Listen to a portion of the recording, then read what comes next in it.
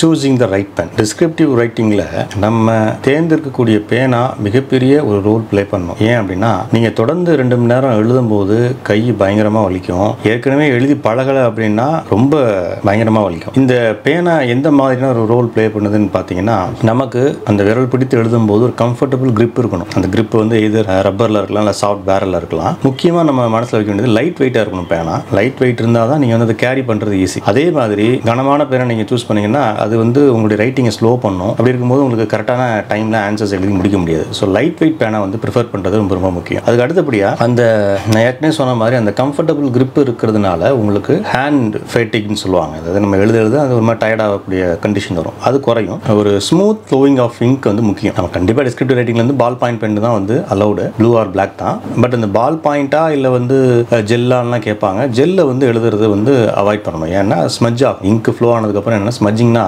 அது பட்டு ஒரு மாதிரி இழுவிட்டு போகிற மாதிரி இருக்கும். ஸோ ஜெல் பெண்ணை வந்து யூஸ் பண்ணுறது வந்து கட்டாயம் தவிர்க்கணும். இன்னொன்று வந்து அந்த இங்க் வந்து உங்களுக்கு ஸ்கேன் பண்ணும்போது ரொம்ப டார்க்காக தெரியும். அது பின்னாடி உள்ள பேப்பர்லையும் ரிஃப்ளெக்ட் ஆகும். அதனால் இந்த பால் பாயிண்ட் பென் சூஸ் பண்ணுறது வந்து ரொம்ப ரொம்ப முக்கியம். ஸ்மூத் ஃப்ளோயிங் இங்க் வந்து இருந்ததுனாவே நமக்கு வந்து எழுதுறதும் நம்மளுடைய தாட்ஸ் அதோடு சேர்ந்து அது வேகமாக வந்துக்கிட்டே இருக்கும். அதே மாதிரி திக்னஸ் கேட்பீங்க. திக்னஸை பொறுத்தளவுக்கு ஃபைன் டிப் தான் முக்கியம். 0.5 mm கீழே அல்லது 0.5 mm அதுக்கு மேலே இருக்கக்கூடாது. 0.5 mm இருந்தால் தான் நீங்கள் வந்து ப்ரிசைஸ் லைன்ஸ் வந்து நீங்கள் ரொம்ப ஷார்ப்பாக எழுத முடியும். இந்த மாதிரி எக்ஸாமுக்கு அதுதான் பெட்டர். மற்றபடி மீடியம் டிப்பு, ப்ராட் டிப் எல்லாம் இருக்குது. பட் அது வந்து பார்த்தீங்கன்னா போல்டு ஸ்ட்ரோக் கொடுக்கும். பட்டப்பட்டையாக எழுதும். பட்டப்பட்டையாக எழுதும் போது பார்க்குறதுக்கும் ஒரு நீட்டாக இருக்காது. அதனால் கரெக்டான பெண்ணை சூஸ் பண்ணுங்கள். முக்கியமாக ஒரு பெண்ணை நீங்கள் சூஸ் பண்ணுறீங்கன்னா எல்லாரும் என்ன பண்ணுவாங்க, கடைக்கு போயிட்டு ஒரு சின்ன பேப்பர் வச்சுருப்பாங்க. அப்படி எழுதி 2 லைன் தான் எழுதி பார்ப்பாங்க.